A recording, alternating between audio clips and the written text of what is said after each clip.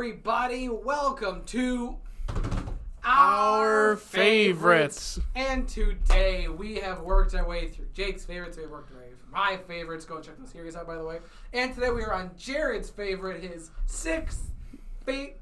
fourth favorite movie. Yep, we're over halfway, bud. That's right. Yeah, I'm losing track. Yeah. Oh man, this is. Jared, you want to? I don't want to start this off on a bad. Yeah. Note. So, Jared, I'll let you explain to us why. What's your movie? So. There I was. Yeah, there I was. Watching.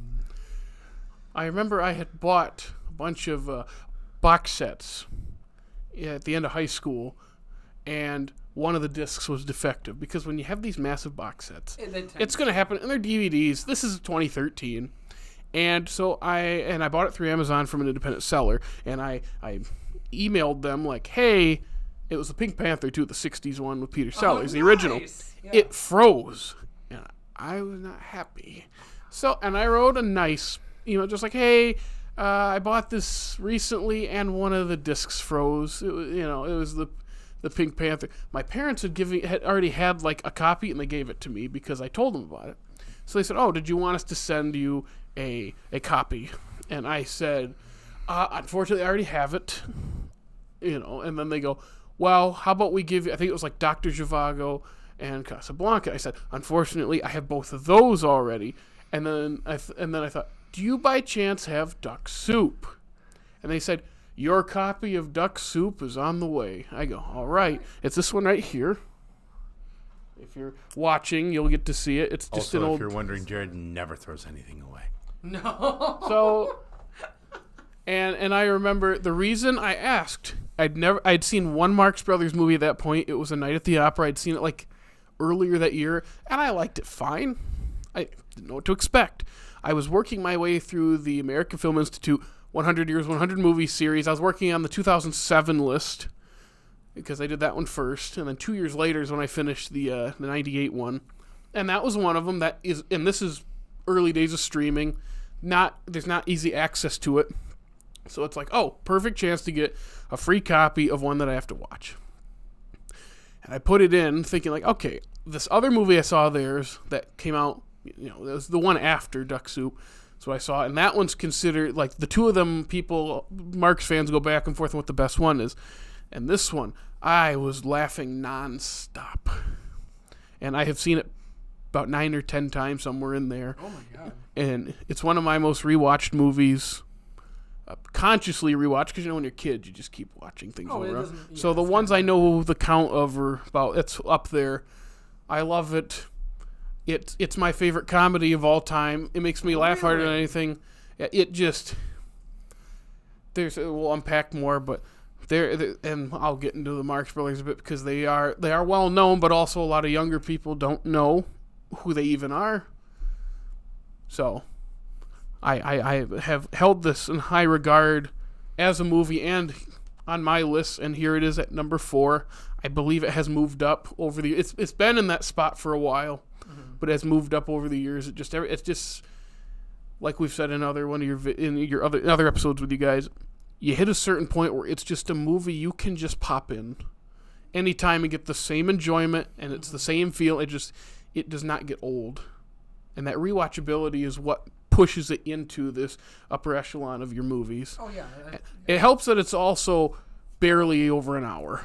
It's real short. It's very short, but it feels very long. Doesn't feel that long. No, that's it flies him poking by. I know what he's doing. Flies by.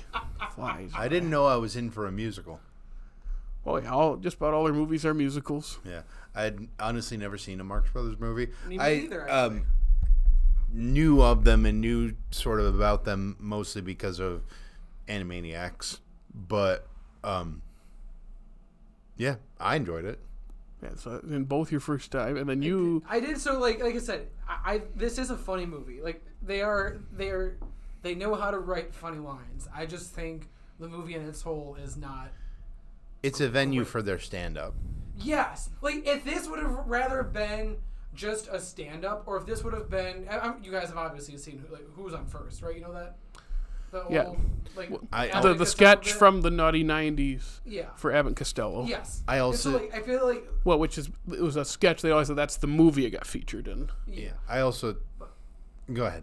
I was just gonna say I genuinely feel like there's a lot of good bits in this, and that's just what it feels like. It just feels like, oh, this is a funny bit. Oh, this is a funny bit. Oh, this is a funny bit. Let's just try to throw in some shoestring movie to help feed it along from point A to point B to point C to point T. And I just didn't think that was. I don't get me wrong. Like I said, I laughed a couple times in it. One of the ones that really got me was close to the end when he said, "I wouldn't go out there if it wasn't for those. If it wasn't in one of those big metal things. Tanks, you're welcome." Like, Thanks. You're welcome. like it is the funny wordplay that I like to say. It's they know how to do wordplay. It is funny. And of course, they didn't write it. Some of them is probably things they came up with, but there are writers and joke writers that worked on this, and the joke writers were also the composers of it too. Okay. So it's not like they wrote it; it's written for them. But that doesn't mean they can't add in their own because Groucho is just the master of the one-liners. Oh, absolutely. He's got. He's my favorite brother. Yeah. He's the most He's well everyone's known. favorite brother. Yeah. Not everyone. A lot of people like Harpo.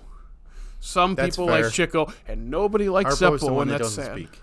So he was one going through and cutting everything. I'm sorry. That joke didn't get me. I didn't get. It's so funny. It's so funny. We don't even Funny react thing? to it. Dumb. It's so And funny. he's just pestering people half That's- the time. That's the And funny that's part. I the didn't point. think that was that funny. Okay. Oh man. Just pestering someone So- isn't funny. To me. In although I did want to say before we move on, I in know, response to your if this was just a stand up, Yes. filming stand up like that I think is a fairly modern Oh, thing. it absolutely So is. I think Yeah. that's kind of halfway what this is Oh, I can see that. for the For 1930s the time. time being. Absolutely, I can see that. Yeah. So when you go back a ways, you have vaudeville, and they were on vaudeville for like 20 years, something like that. And that's what it is. No. That's fun. Vaudeville is like off-Broadway.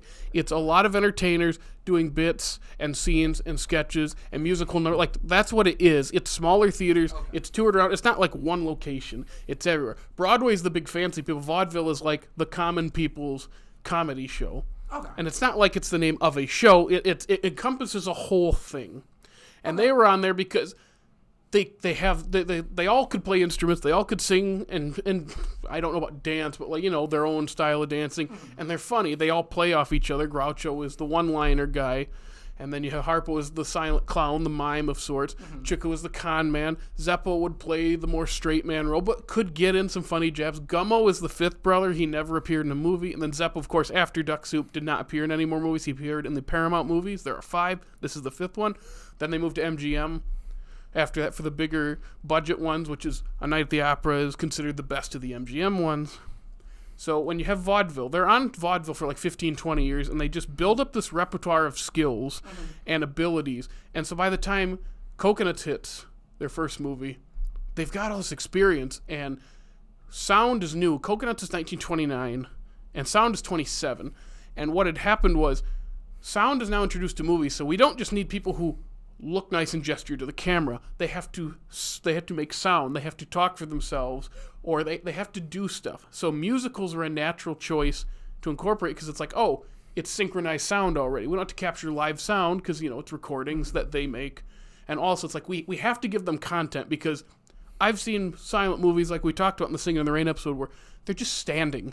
Yeah. No one moves. The camera doesn't move like the early ones. I think I probably said one was Bad Girl from 1930, 29, somewhere. It's the Best Picture nominee. Nothing happens. She's not even that bad.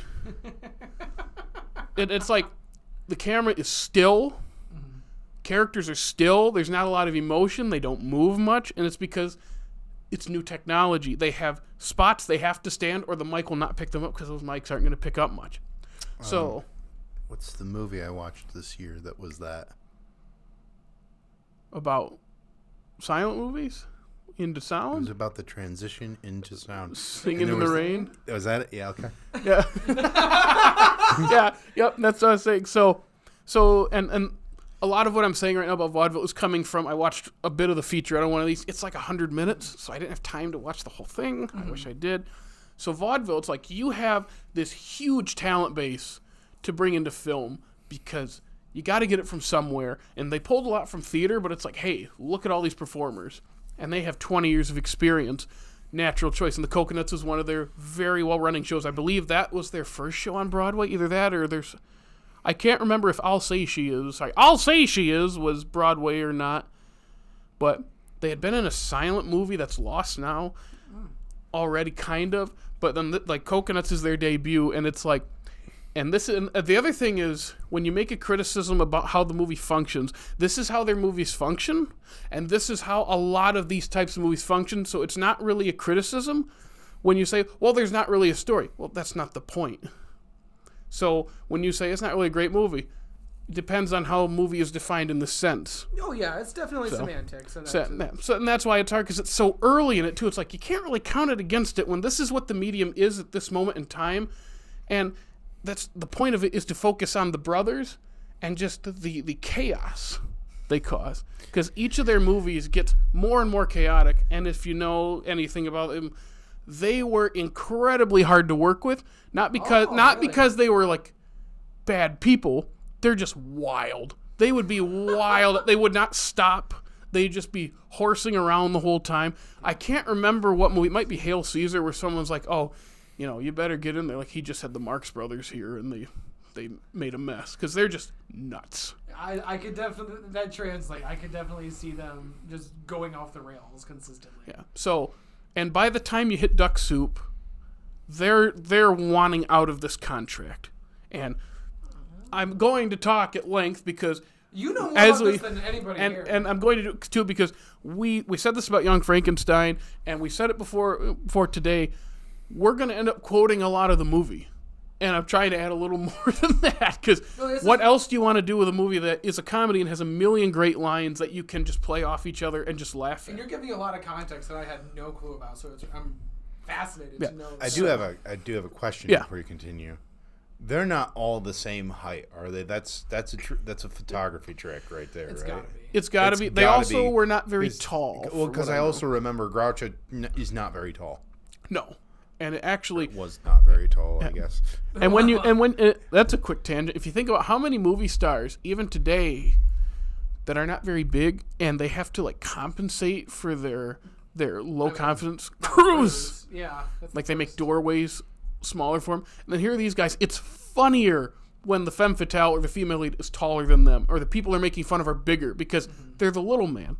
They're the everyman. It just adds. It adds to it. Yeah. And so by the time they start their movie career, you have Coconuts. Coconuts is the weakest of the 5 Paramount movies, because it's their first sound film. It's the 3rd year that the medium has existed at this level.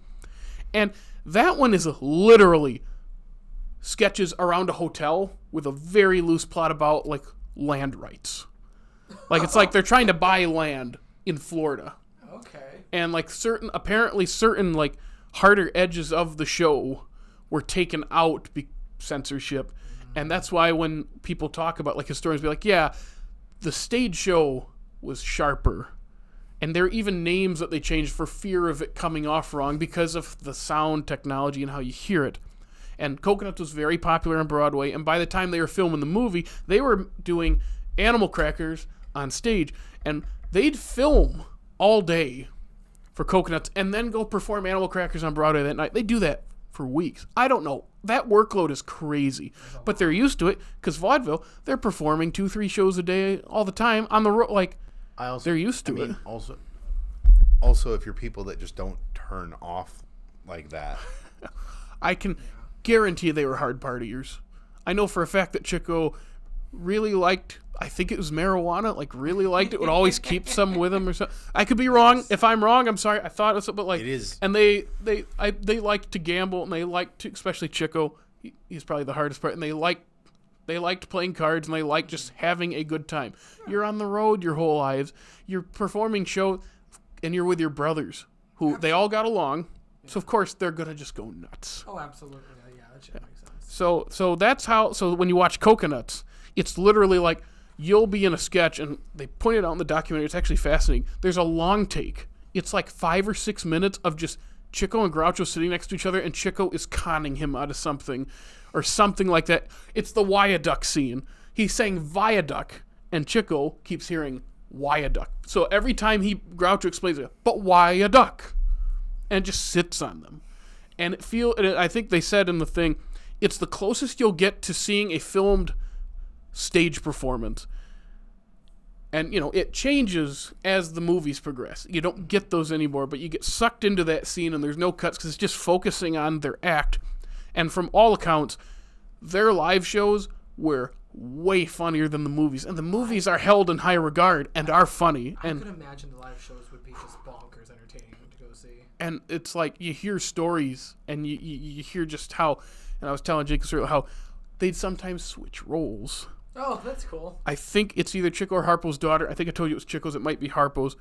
She missed the matinee one day to get her hair done. And when she came back, the opposite one that was her father said, "What do you think, honey?" And she realized they had switched places for the matinee and no one noticed. And she said, they never did it again. I missed it. It's like, oh. But just to be in that room where the audience interaction, because you feed off of laughs too. That's going to drive it. And, of course, they're going to go nuts with improv. That's just what happens. If something is working, you run with it. So that one scene of the Wyaduck, while the energy might feel low, that's the closest you get to one of those intimate little sketches between the two of them on stage. And that one also, it's incredibly stiff, like we said. There are some great moments. There's one where they're all trying to shake each other's hands. They're walking in a circle over a bench. That gets played a lot. There's a scene that works better on stage where they're running into different rooms at the same time, and it's the way this is shot plays better on stage. Mm-hmm. But here, it's just kind of, you see the wall and they're running through. It's a set. And that one, I showed my friend David a bunch of these back in college, and it was one of his favorites because there's a scene where they take a classical piece of music and sing about a guy finding his shirt. I found my shirt. He found his shirt. And he was singing that and laughing, and he laughs like you. He's very loud. Yeah. And just, like that. I hope he's listening because he'll be sitting there laughing because he knows I can imitate his laugh just like how I do for you.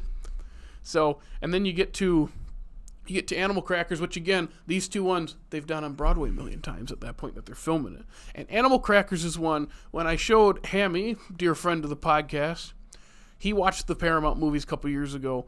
He's not as big as a Marx fan as me. And Animal Crackers is one we differed on the most because he was like, it's fine. Whereas me, I thought that the first time I watched because I'm like, it's kind of just a bunch of small scenes stitched together.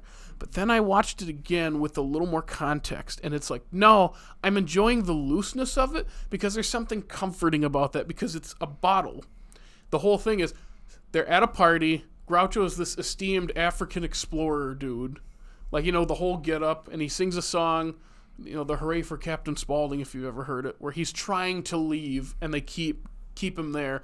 A painting, a super valuable painting is stolen. No one can leave because they're investigating, but that's not important. Oh. And it comes to fruition at the end. There's a romantic subplot, like most of their movies, that takes up some screen time, which that is where it slows down. But then you get some great stuff, like whenever Chico and Harpo get into their fights, where they got their hand out and they're swinging and they kick each other in the butt. They do that in so many movies. Another running gag is Harpo putting people's hands under his knee, or his, like he was doing, it's right under there, and he just looks at you. And this is where I'll get to.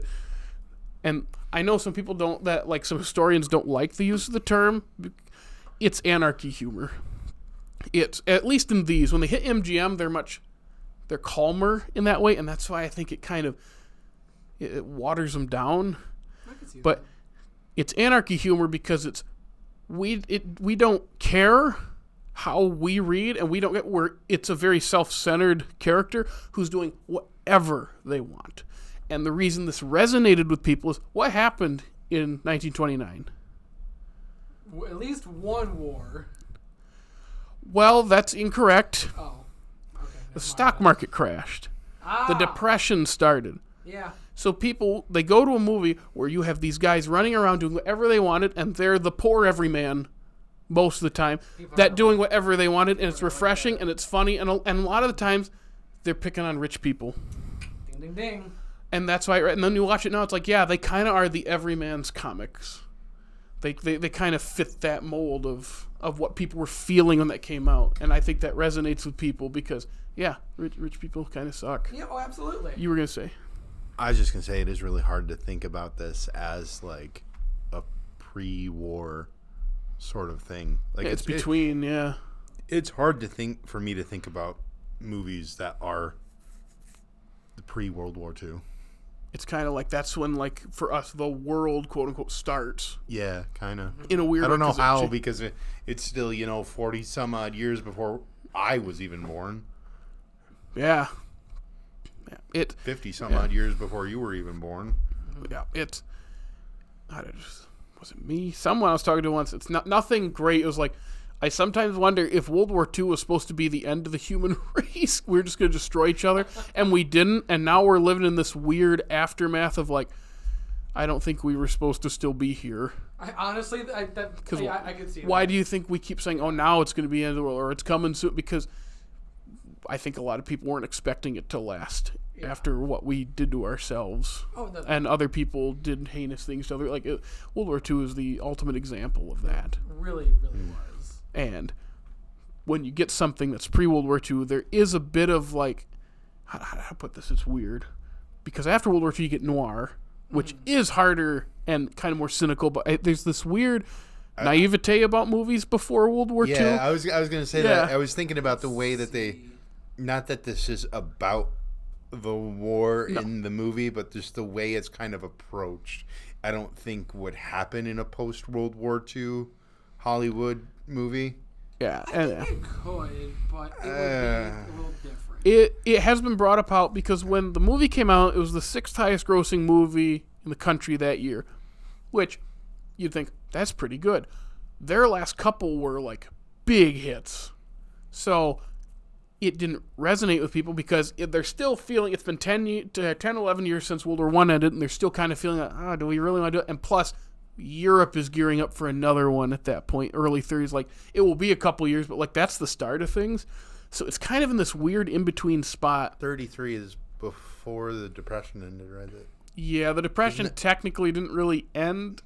Most people claim when we entered the war is about the time it ended because then everyone was at war or had a job. Because no matter what the New Deal did, it didn't quite fix it. It helped, but the war is what got us out of the Depression. Yeah. Because you need mass industry, and for that you need manpower and woman power. Just that's the turning point of that. Were they in any World War II era movies? Like during the war? During the war, I'm trying to think of the timeline. I'm trying to remember when The Big Store is their last one before a break. Because I know A Night in Casablanca is 46, so after the war, which has Nazis as the villains. Which is perfect. They get to Nazis? Yeah. And then I feel like The Big Store is like 40, like 2. It had to be during the war. It had to be. Again, if my I think what you were saying, I think it would have been approached in the manner of I've not seen Night in Casablanca or anything like that, but like the way it would have been approached is like specific things about World War II would have been made fun of, not war as a whole. That's fair. But because it definitely felt like they were making fun of. Obviously, we're going to war. I love that musical sequence. It's pretty good. It's very energetic. It was really catchy. Yeah, what was it you called me again? A worm? No. Oh, I know. A weasel? No. Upstart. Why are you? It also shocks me. Sorry. You had said to me earlier. I want you to get your word in because I keep talking. You had said earlier that it's hard to believe that they are in their 40s in that movie. Even looking at that promotional art for it, like they do not look that old. No. Yeah, that's what. Really don't. Yeah, I was telling Jake beforehand, before you got here, like, and that's another thing the featurette mentioned, like, they're in like their mid 40s about this time, or maybe late 40s, because when they started their movie career, they had done, like I said, vaudeville for 20 years. So they're middle age when they started movies. So by the time you get to the end, you can notice the age. But here, it's like it doesn't feel like it because they were very athletic. Yeah, and really just were. very. What's a good? Just is spry a good word? Like they move active. like Physical. they move like they're 30 or 25. Like they're physical, yes. Just that, and that's what when I think about it, it's like that's right. They're way older than me when they start here, and they move way better than I ever have. So it's just crazy to see that walk that Groucho does when he gets behind people. Like I don't know You're how talking you about the hands behind the back. Yeah, And when he's walking behind her, like he goes to her house. But he walks behind her. That's like one of his most doesn't famous bits. It's just like what he does when he's behind people. He sits down. How did you get in here? It's her house. That always gets me. Back on the war thing real quick. So that's why when it was 6 at the box office, like I said, but people didn't like it as much as the others because it felt a little too close to home, a little too cynical. But now it's regarded as one of the all-time great movies and comedies. But it just took a while. And it stays relevant because if you think about the last couple of years, it's about an incredibly popular world leader who, no matter how horrible he is, has a huge following of people that love him. Sound familiar? Oh, just a little bit. That has not been the last 6 or 8 years of our lives. No. What are you talking about? And when I watched this a couple of years ago, I'll get into that later, I was noticing the similarities, and it's not anything new. Mm-hmm. They were making fun of this stuff, and like politicians were leaders in the 30s, and it has not changed. And I'm watching, I go, depressing. Oh, this is still relevant. I mean, I'm pretty sure we have politicians in office right now that are from the 30s. Yeah, honestly, yeah. Actually, I think you're right. There's got to be someone in there that's like 90 to 100 years old. Yeah.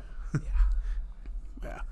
He looks like a turtle. I'm not going to say his name, but he looks like a turtle. I don't actually know how old he is.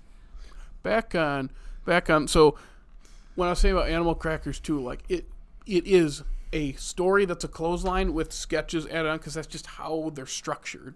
Because it's supposed to be the interactions of them in adherence to the plot. The plot is not the focus, and when the plot's not the focus, it's the same thing with like movies that are more vignettes with a loose plot. You can't really talk about the plot as like a negative because that's not the point. It's similar to like when people say, well, how did this detail in this movie happen? And it's like, but we don't need to know. It's shallow grave. We don't need to know how the dude got the money. That's not important. The important thing is he has it. We don't need the backstory to it. It's in that same camp of like I always it go doesn't matter. Back, my argument for that my mother, she's watched 3 Billboards outside Ebbing, Missouri with me, and you know how it ends with those two. Spoilers, by the way. It ends with the oh my god. For Duck Soup as well. Isn't it like Mildred? Is that her name? Yeah, Frances McDormand and Sam Rockwell. It ends with them going to the one place to hurt the dude.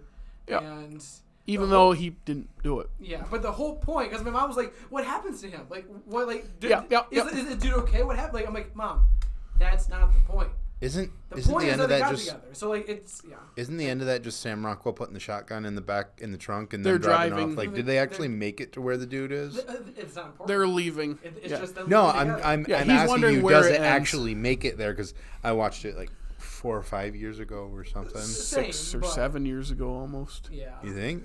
2017. That doesn't mean I watched. I it didn't the know year if you it had come watched out. it since. Yeah, but But yeah, so I would just say, the whole what point. you were saying. Yeah, the whole Agreed. point of that is the story cuts off here because the rest is implied that they're going to hurt this person, probably kill this person because these are not good people. Mm-hmm. She has every right to be upset for what happened, but they're going to do a heinous thing to feel better. And this guy probably is a scumbag. That doesn't mean he deserves to die. And that's the whole point is it's these two characters coming together to go do this. We don't need to see the rest. Mm-hmm. Yeah. You're still talking about 3 Billboards, right? Yes. Okay.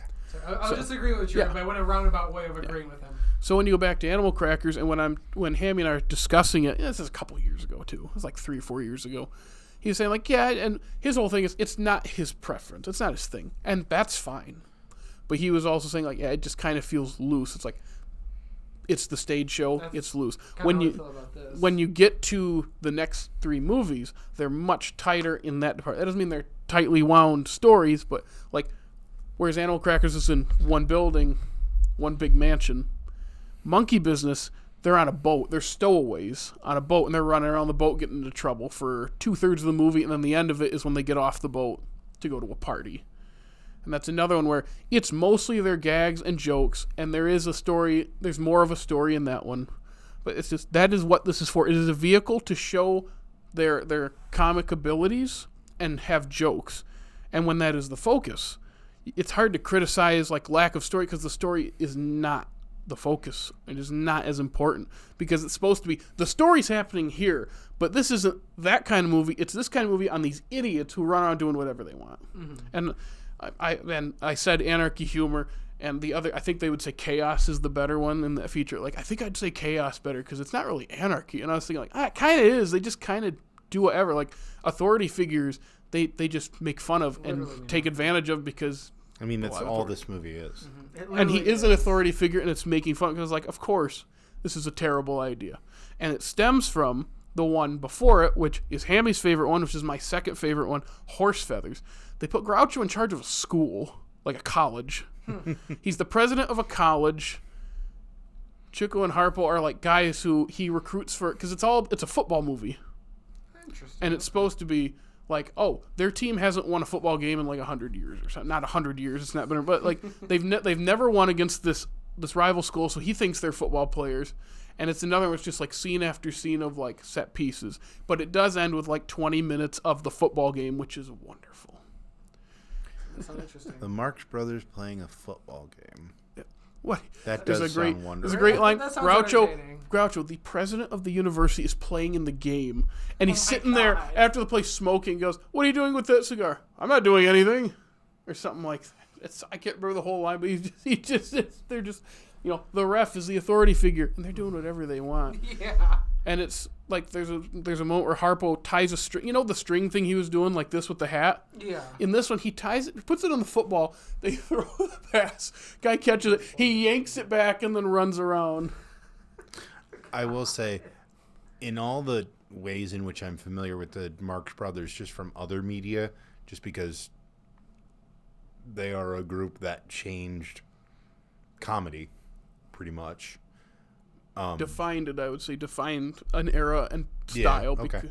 Because they come from something. Everyone comes from something. I never recognized that Groucho's mustache was painted on. Yup. Really? Never. It was, I thought I had heard the urban legend is at a show, just they like something with the fake props or something where they had to either distinguish or something was malfunctioning. He just took ink and drew it on and it stuck. I mean, they sure as hell match his eyebrows. Because the eyebrows are also painted on. Yeah.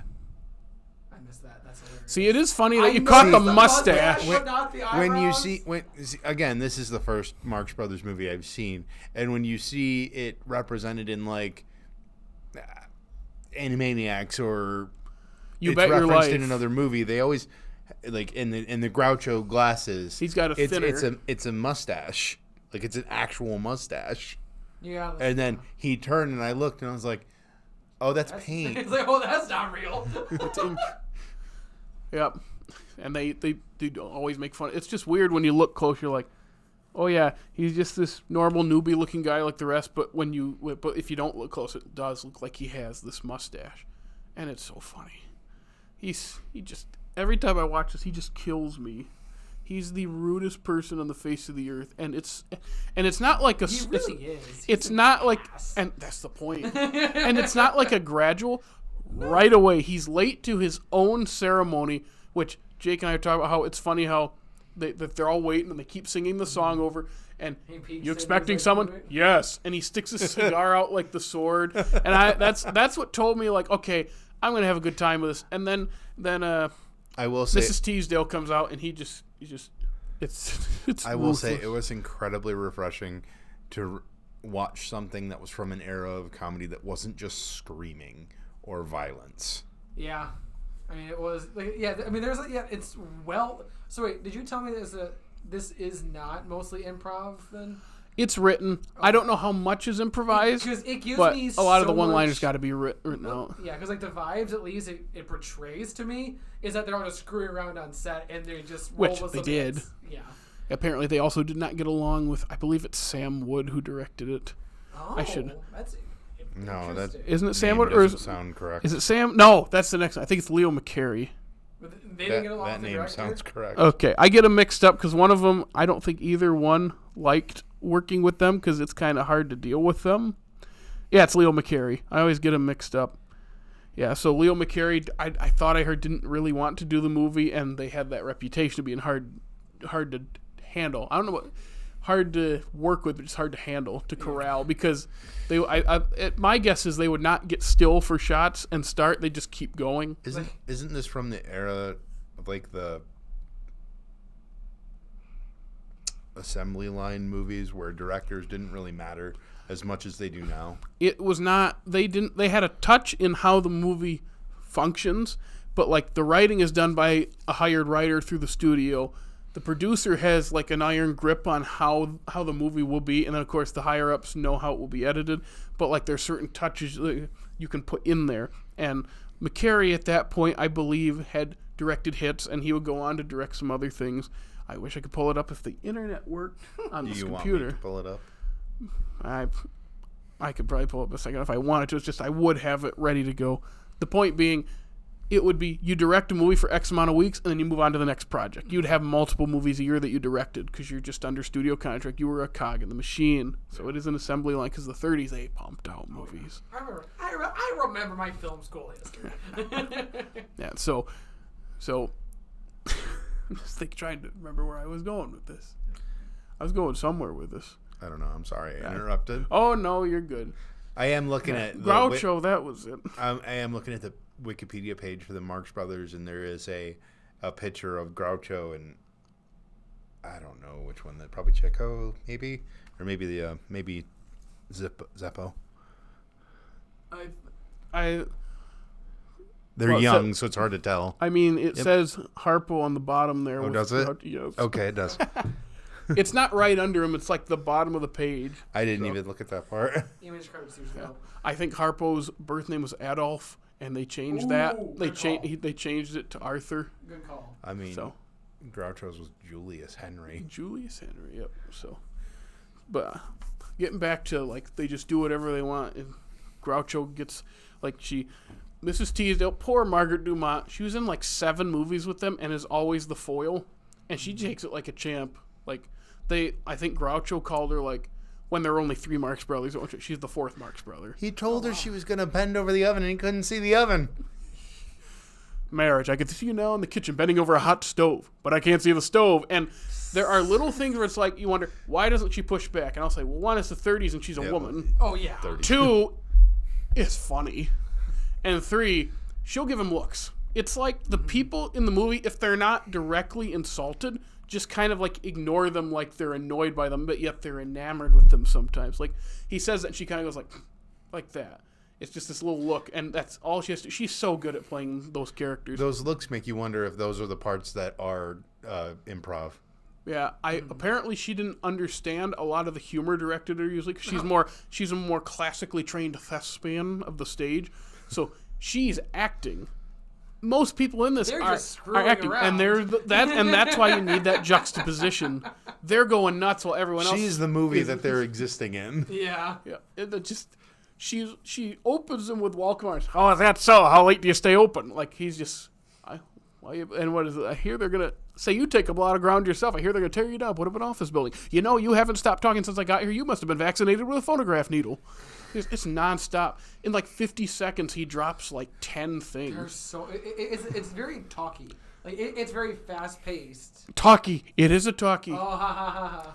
It's very fast paced in like their delivery of jokes. And that factored into why people, because I was reading in this, I get to mention the book now. Oh yeah, bring out the book. That's a doozy of a book. Yep, so a couple years ago I got the Marx Brothers Encyclopedia by Glenn Mitchell with a foreword by Leonard Maltin. Both of them massive Marx Brothers fans. Glenn Mitchell's probably like the fan, and Leonard Maltin is like right up there too. I've heard of Leonard Maltin before. He's a film critic.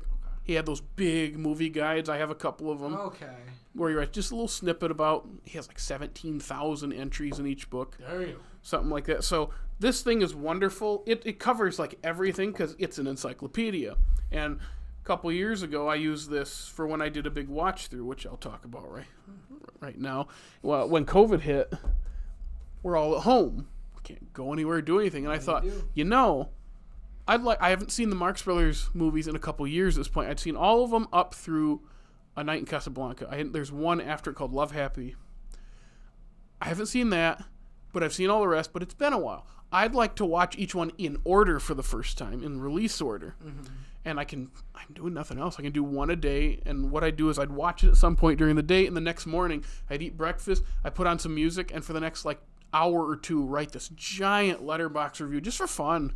And it was really fun. And I use this book as a reference because there's everything in it, and I'd read, and Glenn Mitchell would bring up stuff that it's that's so the amount of work that went into this thing. That's Dickey looking at you going, that doesn't sound like fun to me. Is that what my face was giving? Yeah, that is what you were given. Okay. I have a vivid memory of I'm sitting at the table. My dishes are pushed to the side from my breakfast. I was making egg and ham sandwiches with homemade bread.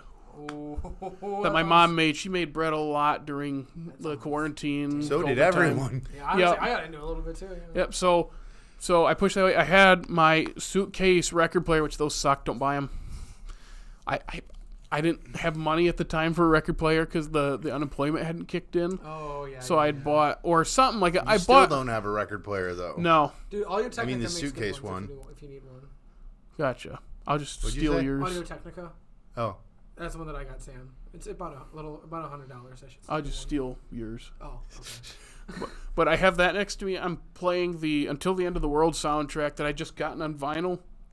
And I have my headphones plugged straight into it. Nice. And there I am sitting in front of my old computer. You're just a straight up hipster, aren't you? Yeah, really, you are. It was because it wasn't streaming anywhere. It wasn't even on YouTube. All I had was the vinyl because I didn't, the CD wasn't even, I couldn't find. Now I found a CD. I found it at... I don't even know. At a secondhand place. Do you even collect a lot of vinyl? I have like 16. Not nothing. I mean, that's very small. Quite a bit, but it's not, and they are comparative expensive. To some people, no. But let's also compare his movie collection to other people. Yeah, that's true. So there I am sitting there, and I'd write the whole thing. I would put in because I want it to be formatted right. I'd put in a bunch of the formats for the italicized titles, making sure years are right. I'd write through. I'd put at the bottom who's the MVP Doesn't this sound like of what the you movie. do at your breakfast? Oh, absolutely. MVP of the movie. I'd name because usually there's a piano and a harp solo by Chico and Harpo because Harpo could play the harp. That's where the name comes from. Is it really? That's where it comes from? Every movie except this one, I believe, or maybe not. I don't remember seeing any harp. The closest harp playing is when all the stuff is playing in the house that they're breaking into her house, and he starts strumming the piano, and that's but it's and I'll get to that in a second. But I put that at the bottom of this, and I'd proofread it and get it all nice, and I put tags on it, made a list, and I was just so. Man, you just made yourself a college class, didn't you? I would teach a class on the Marx Brothers. That'd be fun because we all know who the funniest Marx brother was. Carl. That's the one that wasn't even in any of this, was he? Do you know who Karl Marx is? He just put it together. Until you put those two words together, I'm what? Karl Marx. Oh. It's a joke my dad will tell in his class, and he says most of them don't know the Marx Brothers. They know Karl Marx, but a couple of them I could see it in their face. They'll get it because I'll just keep moving on, and I'll see they go. Your dad is so good at telling jokes like that. Yes, though. He's just sneaky. Keep telling them and just keep moving. Yeah. So that's what I was doing during COVID, and I lost my train of thought again. There's so much stuff up here that's trying to put it into words because I'm trying to cover this He's whole trying chunk to of their talk about the filmography. Marx Brothers without having to quote the Marx Brothers. He's doing pretty well at it. I think you're doing damn well. Yeah. So when you get to Horse Feathers and Duck Soup, the comedy's faster. There's much more of a structure to the story other than they're in one location. Because like I said, Coconuts is at a hotel, Animal Crackers is in a mansion, and Monkey Business is mostly on a ship, and they run amok. You get to Horse Feathers, they're at a school, but there's more to the story. It's, hey, we have to win this football game. And then Duck Soup, it's, hey, there's a war that's going to break up between these countries, and the one guy is trying to undercut. He tried to start a revolution, didn't work because Firefly is so popular, despite him being terrible. And then he tries to Trentino tries to marry Mrs. Teasdale. Does not work. So this is hopefully it doesn't throw you off again, but why do so many of their movies have an animal in it? Funsies. Just for funsies? I'm noticing a trend. You said horse feathers. You said monkey thing. Yeah, I'm just like, again, like horse feathers is like, I think horse feathers is like an old saying, like, oh, horse feathers. I literally never heard that. I wonder if old. Just like in that movie, he says, "Jump an anaconda," and I laugh because I'm like, what does that mean? I look it up. Oh, that's like an old expression, and it's also some kind of like stock market thing because apparently Groucho lost a bunch of money on the stock market. So I it's mean, like, that makes sense. It was the Great Depression. Yep. So it's like there's a bunch of stuff in here that is tied to certain things that we don't get anymore. Yeah. But like Jump an Anaconda. You ever funny. wonder so if bizarre. the movies that we just say grew up with, if the world makes it that long, if people like us will be here in like 50 years talking about our movies, or not even 80 years, say. The ones that came out like yesterday, you're saying? The ones that came out like in the 90s. Or when we were being Talking born. about it going, I don't get this joke, but man, it's funny. Oh, absolutely, and like that's part of the reason that I love movies that are like very. I know you guys have disagree when you said you don't like when it's like very of the time, like you can tell it's from this time, but that's why I like it. It's because like, well, I'm not like, especially because I'm not gonna relate to anything in this, which that's fine. It's not doesn't be made for me. But like, it wasn't made for you. It wasn't made for any of us. And I like that. I like that. It was made for Groucho. Let's be honest about this. Yeah, but I respect that. I don't love the movie, but I respect and I like that it's very. Yeah. I think when it comes to pop culture references in movies, it's okay to have them. What happened in the late 90s is we started having movies that solely relied on them. To the point where now, 30 years after that, that's all it is, because it's like, hey, we don't have to write anything clever. If we just point at something, people will laugh. Yeah, in a couple years, it won't be that funny to people who don't get it, or people in other countries that don't get it. It gives me, but that's not important. We want money now. That gives me major spoof movie vibes. Which can be funny. Those can be so good. We've had so many good ones, but then just like Airplane. Why is Airplane also funny, though, other than direct references? It's just because it's just the jokes they write are There are clever lines not tied to references. There's physical humor that probably not all of it has aged well. And then there's a lot of them that have not aged well. And there's wordplay. Wordplay is great because it doesn't rely on referencing something people might not know. It's just taking... Now, it doesn't work in other languages. Yes. But that's not a fault of you for putting it in there, because it's like, if you're not in... And it's the same with watching, like, if I watched an Italian comedy from the 60s, there's going to be jokes that I just don't get, because it's something within the language that when you translate it doesn't mean anything. Mm-hmm. For here, it's switching around letters or switching around words, and it's really funny to us. But wordplay is... wonderful. The Tanks. You're welcome. Yeah, that's what I said. It's wonderful. That's a great silly little joke. I laughed. Yeah, and it only works because it sounds like another word in our language. Mm-hmm. There might be other Germanic languages where it's close enough to be funny, but then other ones are going to just stare. But when you have the physical humor, that's where people... Because that's the most universal type of humor. It really is. Because you don't even have to have sound and it works. Mm-hmm. So... I will say, though, when the sound completely dips out, it takes you for... So I'm specifically thinking about this scene where they were mirroring... The mirror scene, which is like the scene of the movie. Like, the thing is, though, like, I think I would have enjoyed it if I swear there wasn't even room tone or anything. And I recognized the year. I recognized that it's not. But just all of a sudden it was quite like, I literally unplugged and plugged my headphones a couple times because I'm like, am I missing? I thought you could hear footsteps. No. Not really. It's mostly silent. My brain filled them in. It's all silent because, like I said, I unplugged and I powered cycled. I'm like... The music that was coupled with that was so good, my brain auto-filled it. That's the thing. Even if there was music, it wouldn't have taken me for a bit. It was dead silent for that And that's scene. 30s movies. Oh, absolutely. If they don't... They'd feel like, what do you mean room tone? Probably. Oh, yeah, room tone isn't... Yeah, I was like, what? It's like if there's no dialogue, and there's no music, we don't need any sound that saves us time and whatnot, and that's just how it worked. And it's like the other side of it probably has to be, if this is playing in a theater, everyone's going to be laughing because that scene is wonderful. And if they're laughing, why do we need sound? If they're laughing so loud, they're not going to hear anything. Now, when you're watching with your headphones on in the middle of the night by yourself and you're chuckling, yeah, it's going to be weird. Yeah. Me, I'm laughing the whole time because it is like the iconic scene of the movie.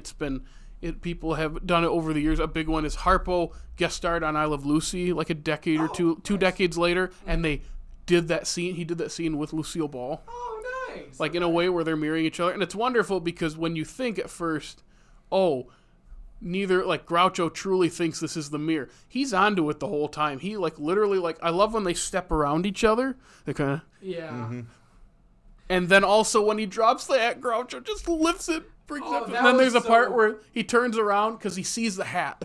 He goes, "Oh, I got him," and then he puts on the right hat, just. He just makes the face, laughs, and then goes right back. But it's like Groucho's not going to catch him. Until, and that's when Chico walks in, and that's where he catches him. But such a wonderful sequence. Speaking of hats. Are you talking Zeppo about? with the cut. I'm sorry. That's one of my favorite gags. I think you've already said. The cutting. It just didn't transfer to me. He cuts his hat off. But it's not, you don't see it. Funny, though? Why is him just tormenting somebody funny? Because no one reacts to it. It just didn't get past me, I guess. Groucho is like the only one that reacts. The brothers are the only one that reacts to and he just stares at him. It's just... I feel like that's the kind. Now you're laughing because we're talking about it. Because you're talking about it, but like in the moment I'm watching this, he I'm cuts just like, I feel like that's Tuck's tail, and Trentino, you can feel that, and he's just talking to Ciccolini and Pinky. I'm using their names for a second, and he just pulls it, cuts the thing out of the vendor's pocket, and he cuts the cigar when he's got his back turned. With the vendor, I'm like, this poor dude. The guy was nothing. He's just on the corner existing. Not necessarily. Not necessarily. For no reason. That's not true. So it's not like the vendor didn't do anything. At first, they just run into him and he's rude to them, and they're tormenting him. Yeah, because he's just staring at them. Yeah. The second time though, he walks over and steals their stuff, and he's like. To be fair to the vendor, they were messing with the peanuts before he started staring at them. Yeah, they were fighting. What I thought, yeah. But then he goes over the second time, and he takes the peanuts, and so he knocks them out of his hand, so he just takes another one, just starts eating them. So he burns his hat again, and he chucks over their stand, and then he goes and wades in his lemonade. Everyone runs away. And then shows up later at his house. I don't know. I still think that cutting thing is like. I know you said the mirror scene is the big scene, but for me that was. Well, it's a big scene, but your favorite scene, your favorite gag is the cutting, or the motorbike. I love that. All right, I'll give you that. The motorbike, that was No. This time you sit in the cart and all. Yeah, well, the first one is, give me a house of reference. If you run out of gas, get Ethel. If you run out of Ethel, get Mabel. Now step on it. And just the motorcycle goes, and he goes, wow, I'm already back, or something like that. Yeah, and then the second one, I believe, is, wow, this is the second time I've been out, and I still haven't been anywhere, or something like that. And then the third time, oh no, this time I'll drive. And the sidecar drives off, and this is the only way to travel. And they don't even like. It was the second time before I realized that it was Harpo driving. Like, they don't even call any attention to it.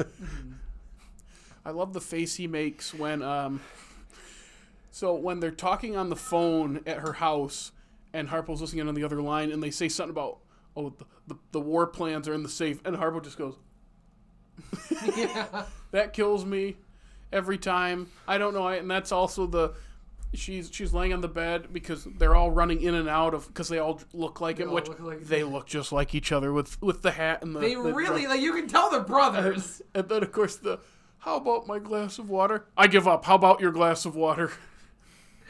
Gets me every time. That was it. Let me out of here. Let me out. My lawyer will hear about this as soon as he graduates from law school. That's another good one. They were really, really well written. It was they had a lot of good and funny lines. And then Groucho's near the end. Groucho's costumes just keep escalating and escalating. Until he's got the big hat on. That was a thing I told Jake, like, when they're when Pinky's stuck in the room with all the gunpowder and like everything's going on, and they block it, and a chair hits him on the head, and I go, I don't think that was supposed to happen, and he just played it. Oh, they got me. It's like, oh, don't use that water. That's the only water we got. Well, this is the only woman we got. And now they go down, and they win. They're chucking. Is like, I surrender. Oh, not you haven't. Just wait till we run out of fruit. And she starts singing, and they just stop, and then just start pelting her with apples. That's how the so movie, mean to that poor woman. She just very mean. Take a card. Take a card. It's okay. I have 51 more. Then of course I said it to you earlier. No, just wondering. Where is your husband? Why, he's dead. I'll bet he's just using that as an excuse. I was with him to the very end. Ha! No wonder he passed away. I held him in my arms and kissed him. Oh, I see, it was murder. Will you marry me? Did he leave you any money? Answer the second question first. Just like this awful. Trentino walks up. Here I go. Trentino walks up, and he just like, hey, so can we borrow $20 million? $20 million is a lot of money. Okay, how about $12.50? $12. Don't worry, you'll get it back. You get my personal note, and in 90 days, if you don't have the money, you can keep the note. And of course, Zeppo, who's not in it a lot, does have a great... Take a note. Write a check for $500 to my dentist. Well, I'll have to enclose a check first. You do, and I'll fire you. But there's also where's my secretary? Here I am! Scares him. Zeppo, I really wish he was in it more, because he has moments where he shines in these movies, but also, as I said, he was not wanting to be part of the troupe anymore. He kind of joined... I think they were put into show business originally by their mother, Minnie, who was their first agent, because she wanted them to because they were lower class, wanted them to stay out of trouble on the streets of New York. So she put them in showbiz together. And that's why. Oh, that's interesting. Yeah. And Zeppo was the youngest. I think he's like a decade or more younger than the oldest, which I think Chico is the oldest. Oh, wow. So there's like 12-year gap between them or something like that. But that's why Zeppo has a really good moment in Animal Crackers where Groucho is having him write a letter because he's a secretary named Jameson, and he's like, take a letter, and it's to Hunger Dunger, Hunger Dunger, Hunger Dunger, Hunger Dunger, and McCormick. And then he does this whole letter of in lieu, ergo, like all these random words, and so Zeppo reads it back and goes, Hunger Dunger, Hunger Dunger, Hunger Dunger, and McCormick, you left out a Hunger Dunger, the most important one too, and Zeppo, and he's like, and after that, well, I didn't write anything down, I didn't think it was important. Groucho looks at him, and then he takes a swing at him and misses. And you have Margaret Dumont playing that same character. I think it's her house they're at. And she goes, woo! Her screams are wonderful. She is also, I think I said she's in like 7 movies with them or something like that. She's in the next couple too, and she always plays that same kind of character. She fawns over him, but it's like I said, there are little moments where she gives him looks like it's like she's letting him just be mean. But it feels like this weird type of control she almost has. It's like she knows what he's saying, but just doesn't do anything about it. And she, again, you have to play it straight for it to work because they're being all zany, as Dickey would say. But then she is the straight man character is the old term, and that's what Zeppo was put as, because it's like, well, you got the guy with one-liners, you got the con man, and you got the mime, the clown. What else do you do? So Zeppo would. The last couple, well, not Duck Soup, there's supposed to be a subplot, they cut it. Zeppo was then like, oh, the subplot is with him, and that's how that works. That's what it gets back to my point of why people didn't react to it as well. There were reviews I read in Glenn Mitchell's book about the reactions, and it was like it was much faster paced, and there's not a lot of fat compared to the others, and there's no romantic subplot, and there's no instrument solos, and it's shorter. So to them it's like, oh, there's nothing to grab onto. And it's funny because now, almost 100 years later, that's the stuff that we kind of just wade through to get to those other parts, because it's about the comedy bits.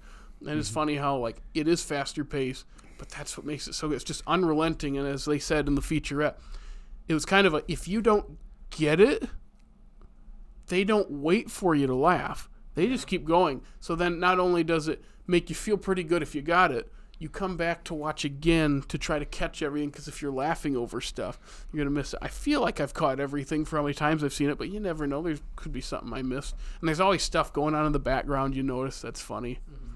And that's what I was going to say about that, why the reactions weren't there. But then once you get to the 60s, the whole, like, a lot of the protests start, against Vietnam, and, like, that whole counterculture starts.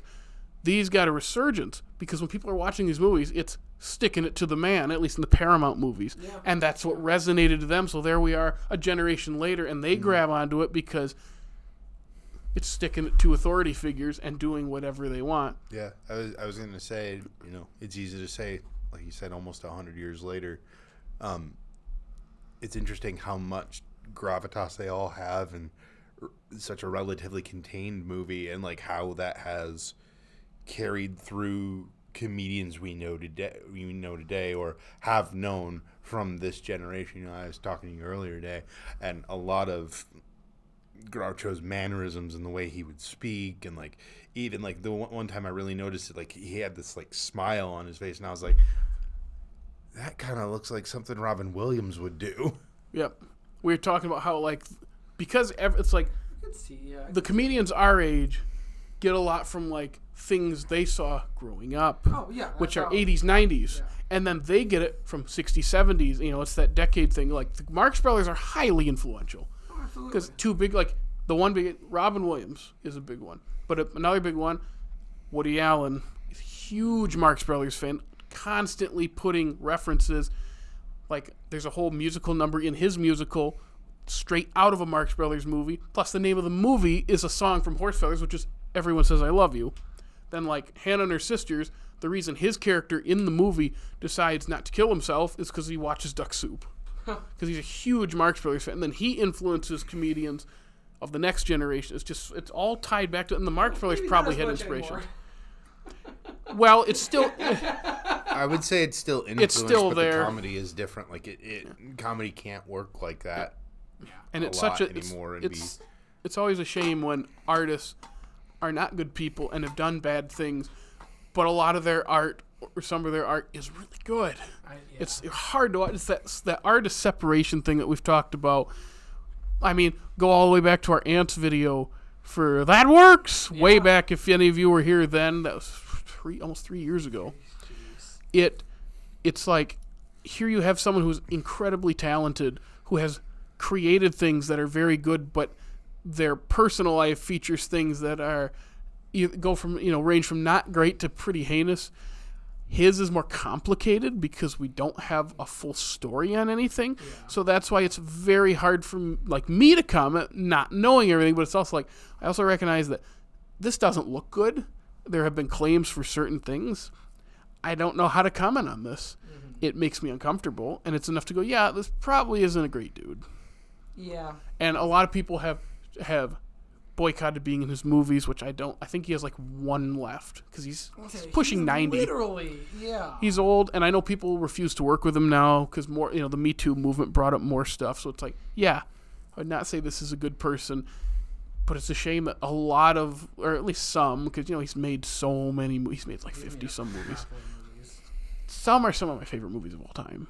And it's so hard because you can separate the art and artist to a point, but at a certain point, it's like, okay, you have something directly in your movie that precedes or directly references something from your personal life around this time or in the future, that I can't ignore that. Mm-hmm. I can't ignor that. It's there. It's a choice. It's a very questionable choice. That's what this whole thing. But back to it. Yeah, but he is a huge. His Marx Brothers a huge influence on him.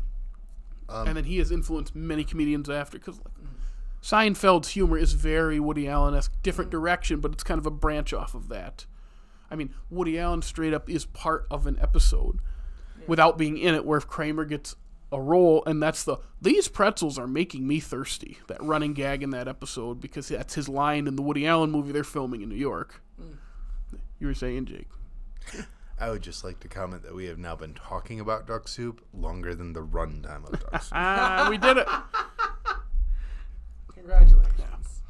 So going back to the Paramount run, by Duck Soup, they didn't do, I don't think they did any more Broadway, at least because the first two movies are Broadway adaptations, and then Monkey Business is the first, like, original movie script. And then Horse Feathers, giant hit. They got on the cover of Time for that. There's a picture of them it's a garbage carriage with a horse, but it looks like a chariot, and they're all in it. That's part of the football game ending. Like, they're on top of the world, and Duck Soup comes out right after a huge contract dispute where they wanted out. And there's a whole, according to the book, the money wasn't the driving force, but that was kind of part of it, and they were sick of Paramount, and they didn't get along with Leo McCarey, so they jumped ship to MGM. And so, whereas they had a movie every year from 29 to 33, they took a year off, and then Irving Thalberg, the great late producer, gave them the budget and attention they deserve. So what you watch in Duck Soup is something that doesn't exist in its format, or barely does, whereas you go to A Night at the Opera, it's much more classic Hollywood.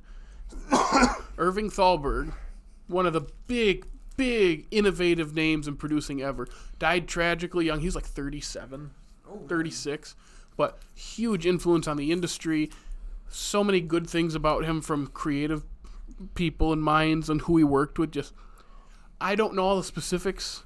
I know there's books about it that I've wanted to read, just haven't gotten around to. He brings them to MGM because he's like, hey, they gave you hell over at Paramount and you fought them the whole time.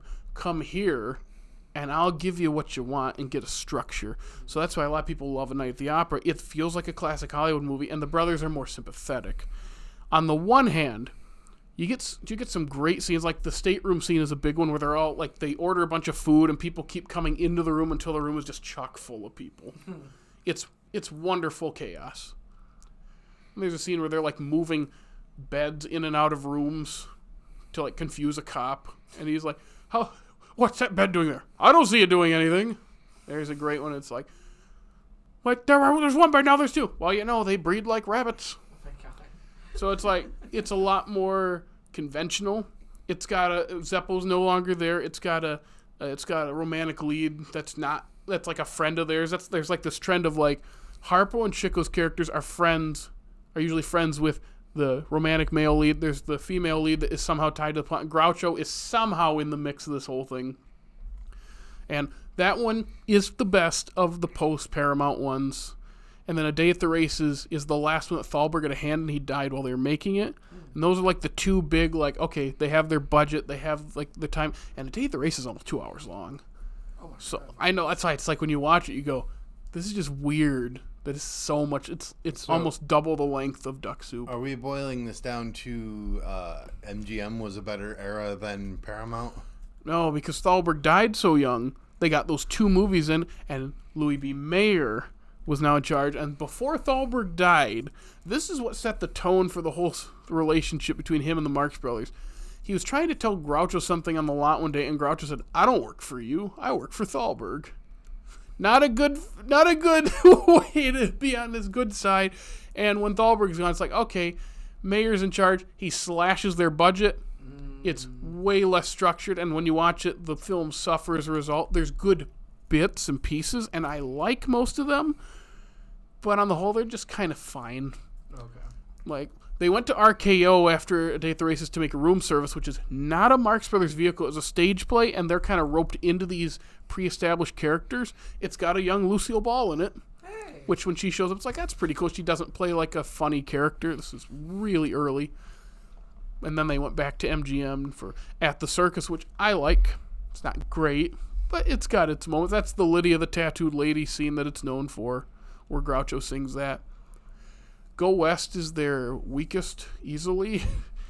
Every time, it's like the one that I like dread watching. When I rewatch it, I was like, yeah, this isn't great. And then they ended it with The Big Store. And by then, it's like, yeah, they're older. Because Thalberg's gone, it's not working as much, and it just kind of, not as popular as they were. Then you get to a couple years later, post World War II, they make A Night in Casablanca because Chico had a bunch of gambling debts, so they kind of we got to make a movie, and that one's fun. Mm-hmm. Then Love Happy is the last one, where it's a Harpo vehicle, so he's in most of the movie, and it's like the plot is centered around something with Harpo being like directly tied to it, but they rope Chico into it because he needed money again, and the Groucho is like a framing device because like, well, we have 2, gotta add a third one. And so it's kind of like, it's sad because like Paramount's way up here and the first 2 MGM are here, and that just kind of slowly dips down because it's like now we're getting more conventional Hollywood, classic Hollywood movie, and it's not as good.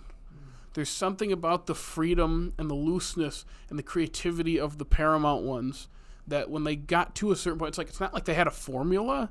It's just they did whatever they wanted. And that's what's so wonderful about them, because then you do have the examples of them when they do have a leash on them and they are a little more watered down, and it works when there's effort put into it from the studio, but it's just not the same. It's not as sharp. It's not as fast. It's a lot more stretched out. And maybe that is something you would enjoy better because it's something you're used to, and it's more story-focused. Yeah. And this is where it's like, since the story is the center of it and not the comedy, you can make better assertions about the story because now it's the focus. And that's why when I look at the 2 camps, it's like, Night at the Opera, a lot of people put in like not just the greatest Marx Brothers or greatest comedy, they put in greatest movie. It's in that AFI list as well. There's 2 Marx Brothers movies because it's like the defining one from each era. When I watch a Night at the Opera, it's like, I really like this. This is top 5 of them for sure. It's just, there's something about those Paramount ones that just them running amok, doing whatever they want, just feels so freeing. It's like watching an episode of Curb Your Enthusiasm in a way. Larry says things in that show that you would never, ever say, but there's something refreshing about some of it where it's like, I'm glad someone said it. Yeah, I'm not going to say it. I don't want to get in hot water, but he's kind of taking all the heat for it. And that's what I feel about those.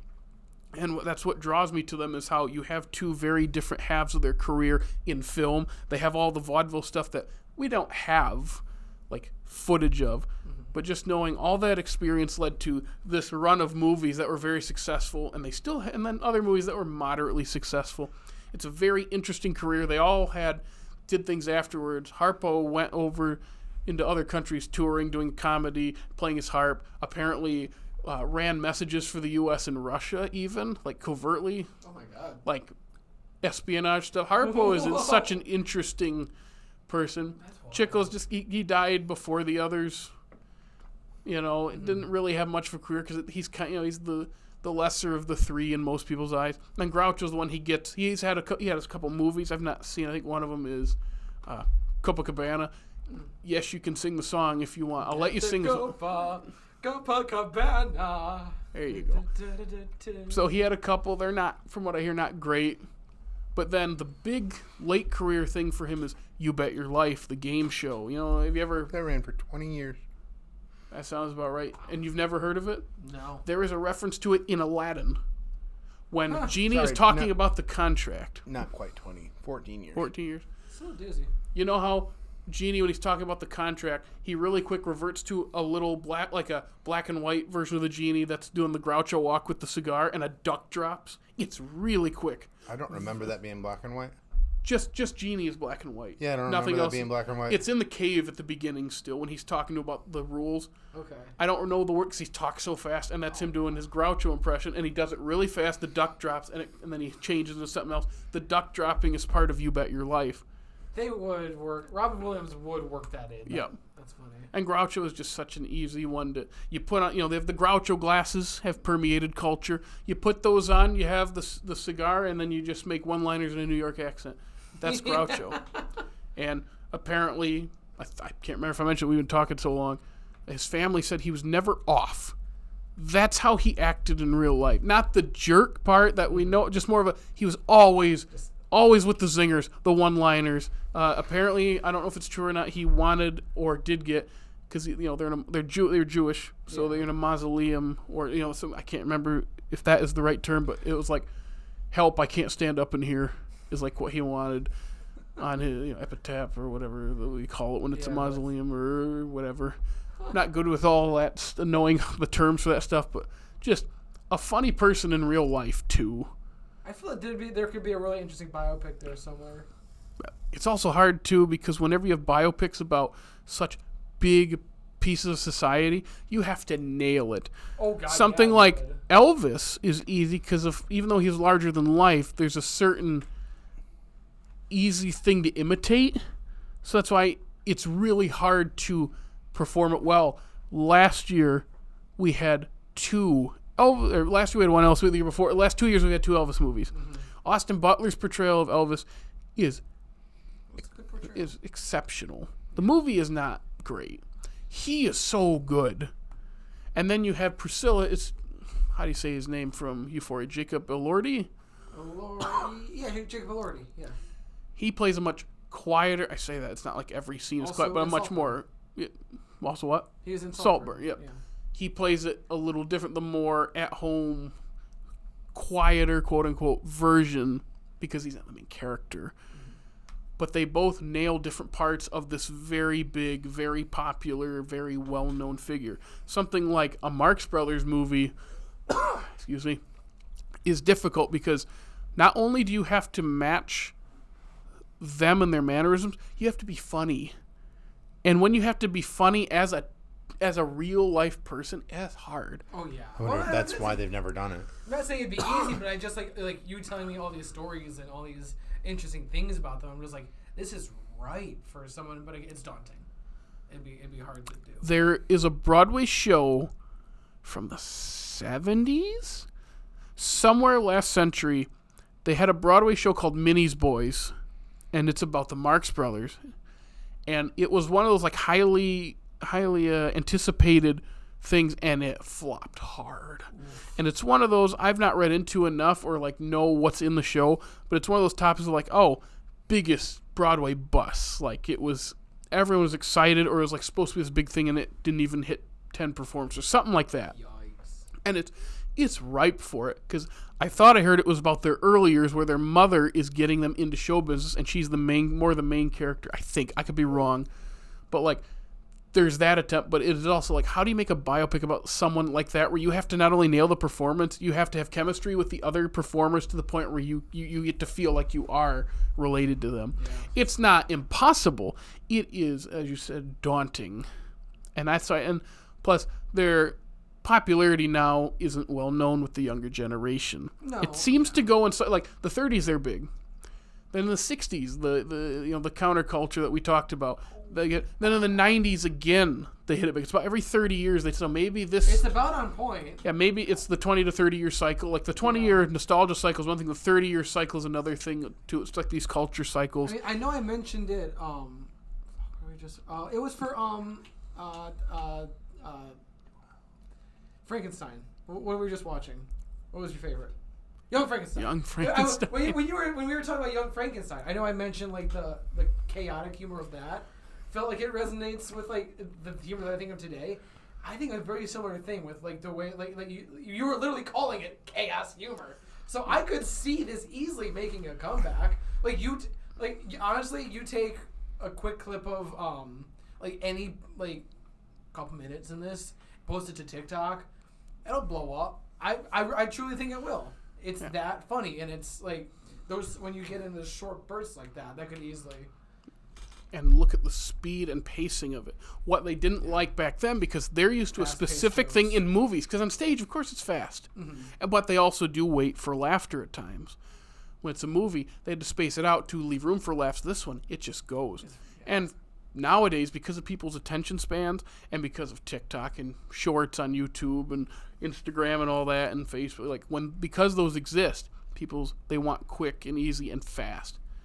That fits it perfect. It really does. And when you can divide it up like that, it's perfect for those clips. So, Minnie's Boys has 15 songs in 2 acts. That's not that much. It sounds like a lot.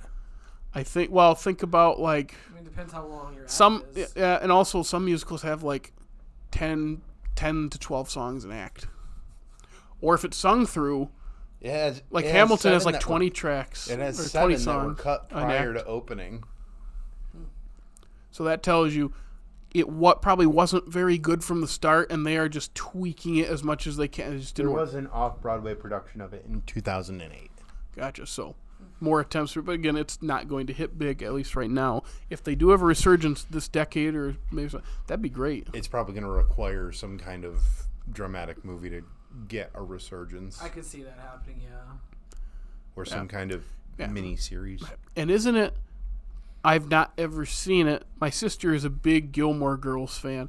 I think that's one of, if not their favorite movie on the show. Like a running thing is they watch Duck Soup together. The two main I characters. didn't know that. Again, I've never seen it. That's so funny. I think I'm right. If my sister, for some reason, is watching, I hope you're not screaming like, no! That would make sense, though, because they talk fast like those two girls talk fast. Do you watch Life? Have you seen a lot of Gilmore Girls? I'm not going to answer you because I feel like that's going to be regarded Are you married? with snideness. Are you married? Yes. He has. What about you? I haven't seen any. Gotcha. Sam's not a fan? No. Gotcha. I just know Quite the opposite. it's one of those things of I don't meet a lot of them, but I know they have a very big rabid following. Oh, absolutely. Rabid following. Rabid. Rabbit. I said the right one. Okay. Rabbit.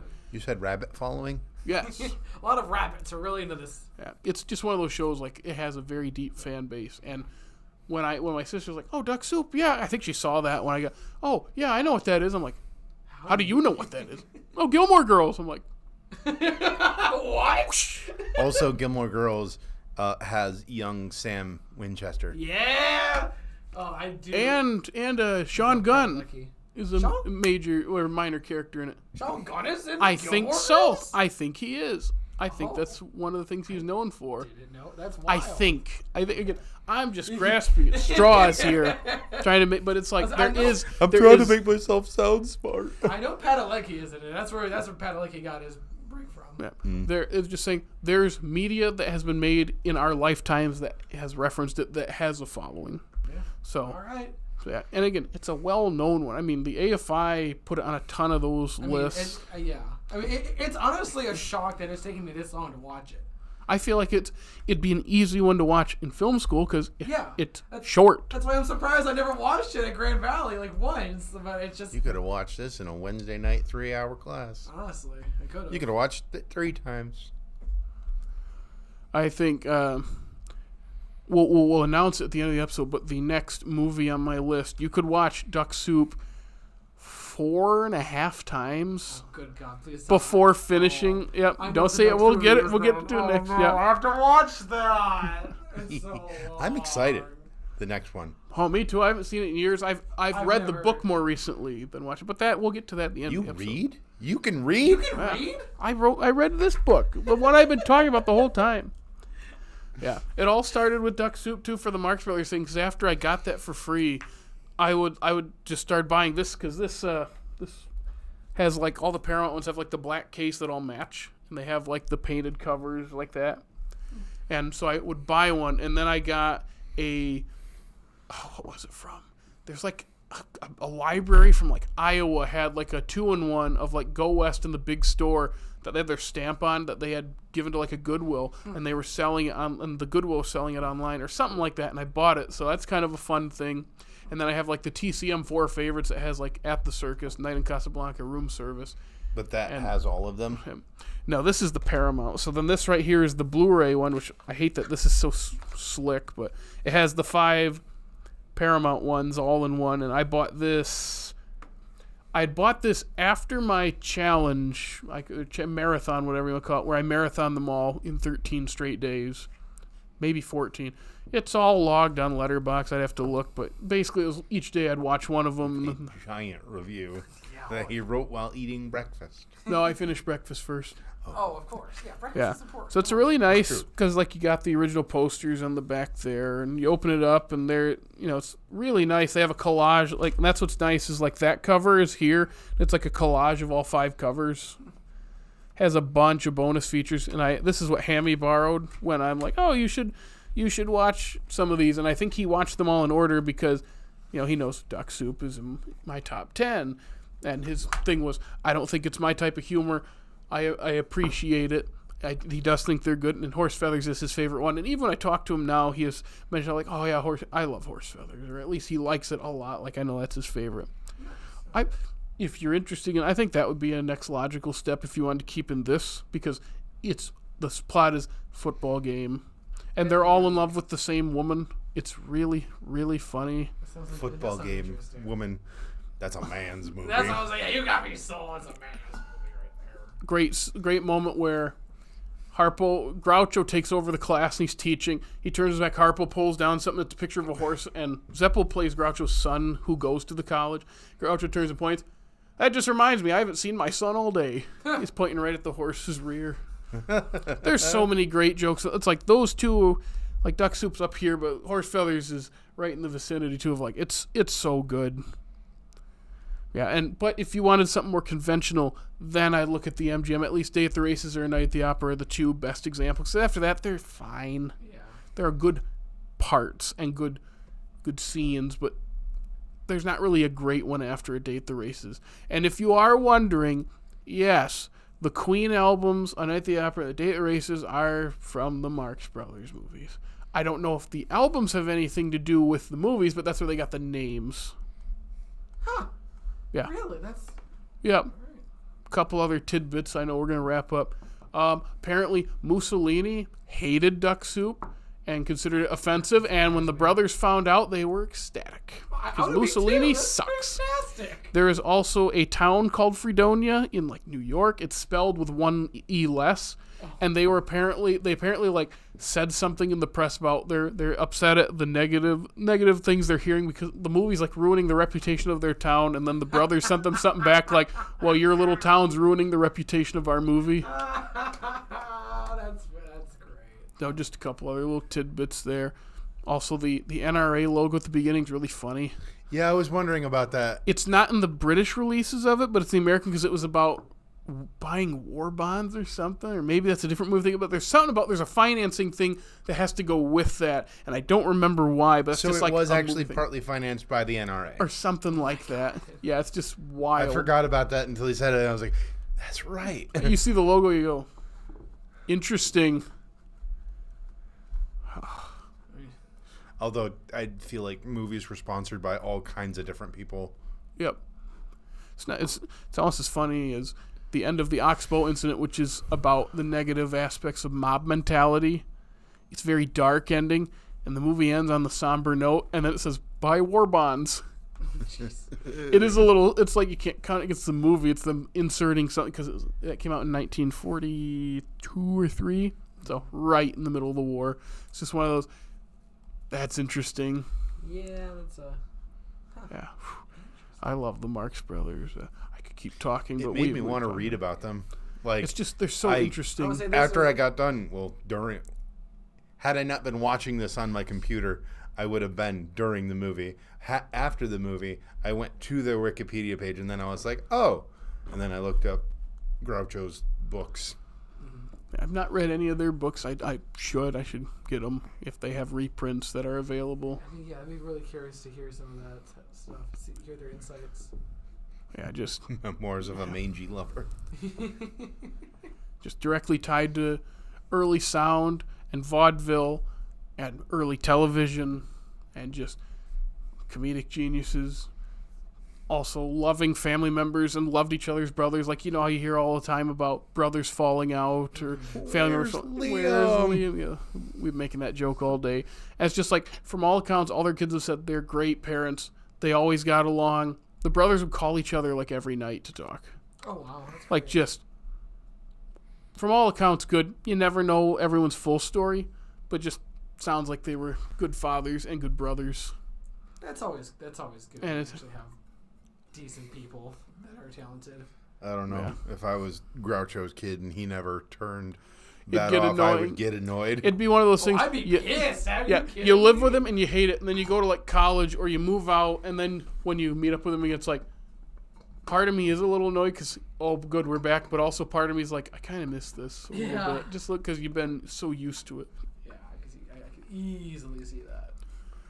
Yeah.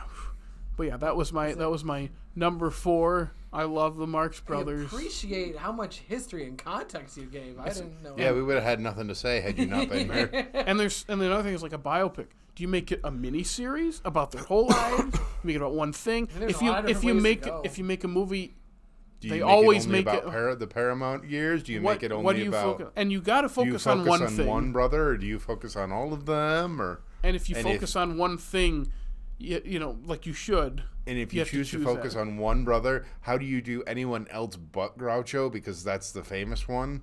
Or I mean, they're all famous, but that's the the giant one. And the way the studios have worked for biopics in the last however many decades, they would do a whole life, and they probably start like one scene as a kid, jump into vaudeville, and then just fly through the movies, and then just get to the end of their life. It's like we don't get anything. Maybe like a mini series. Like it was like a full. Like, but that even like there's so much. You could do a whole mini series on just like the Paramount run. Is there enough drama to carry a whole mini series though? Yep.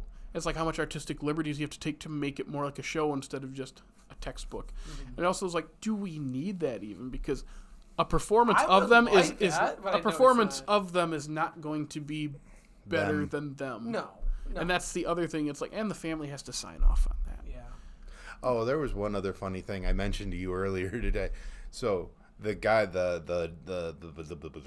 vendor, Edgar, played by Edgar Kennedy, because it's such a weirdly named movie, I looked up other movies that are named like it. He's in another movie titled Duck Soup, like from earlier, 4 years later or something like that. It was earlier. Was it earlier? I think so. It mentioned it in the book too. It's like this is the third project named Duck Soup, and Edgar Kennedy was cast in this movie because, and funny enough, was already in a movie called Duck Soup. And also, speaking of Duck Soup, this was one of the trivia answers that I knew when I went to trivia over New Year's, and that won us the game. Hey, what was the question specifically?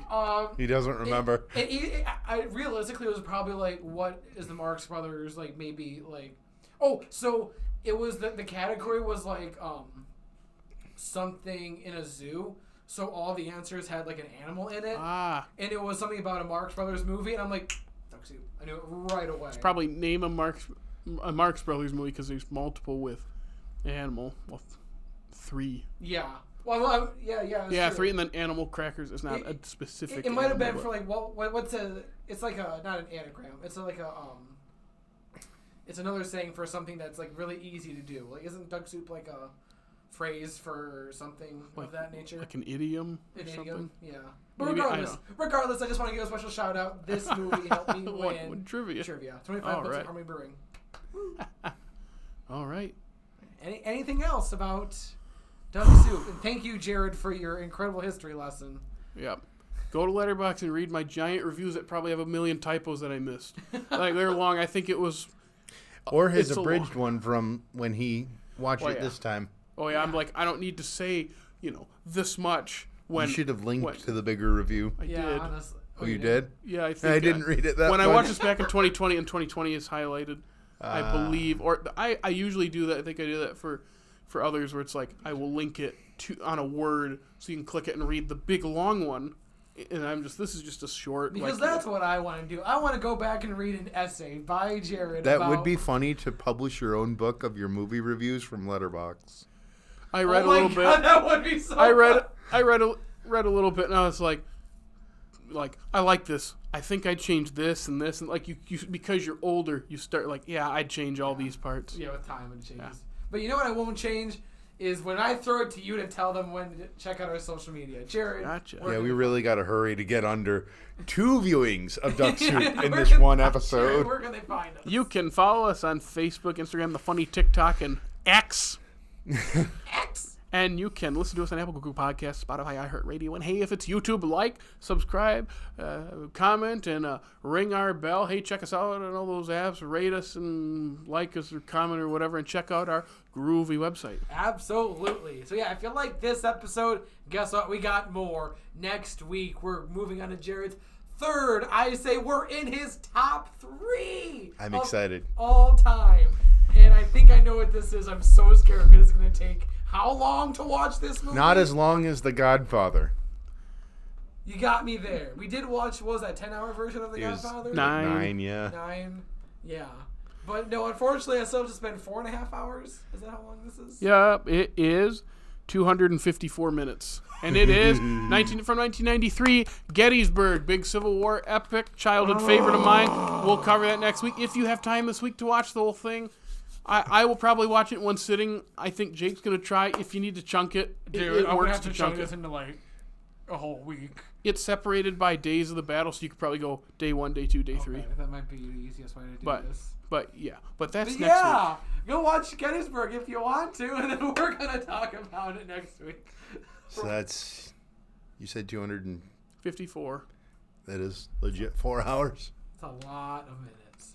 But yeah, so like I said, tune in that next week. And until then, goodbye.